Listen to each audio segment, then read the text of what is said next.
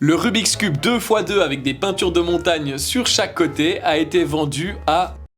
Là, ça tourne. Récemment, j'ai vendu une œuvre d'art très particulière. Puisqu'elle a déjà été expédiée, je ne l'ai pas avec moi en ce moment. Je vous avais demandé directement sur TikTok combien vous pensiez que je l'avais vendu. Il y a eu énormément de différentes réponses, des personnes qui m'ont dit c'est 10 balles et d'autres personnes m'ont dit mec c'est 4 millions. Alors non, c'est ni 10 balles ni 4 millions et d'ailleurs j'ai fait une moyenne de tous vos commentaires en enlevant les personnes qui étaient un petit peu excessives, que ce soit 50 centimes ou alors 3 millions. Et vous avez estimé en moyenne que le prix de l'œuvre était environ de 1200 € ou 1200 francs, c'est à peu près la même chose. J'aime bien cette phrase de Warren Buffett qui dit le prix c'est ce que l'on paye et la valeur c'est ce qu'on obtient. Ce qui est intéressant avec cette moyenne dans les commentaires que vous avez faites, c'est qu'on obtient une sorte de valeur, ce que les gens à quoi s'attendent. C'était pas français ça. Ce à quoi les gens s'attendent plutôt. Après on pourrait s'étaler pendant un long moment, mais la valeur de cette œuvre d'art n'est pas uniquement monétaire, il y a plein d'autres intérêts derrière. Et du coup, il est l'heure de vous révéler à quel prix j'ai vendu cette œuvre d'art. Le Rubik's Cube 2x2 avec des peintures de montagne sur chaque côté a été vendu à 1000 francs, donc 1000 €. Et là vous vous demandez mais qui c'est qui achète ce genre de choses? On est d'accord que de posséder une œuvre d'art, ça ne fait pas partie des besoins primaires, sauf dans certains cas très spécifiques, quand l'acheteur par exemple a ce réel besoin de graver un moment clé de sa vie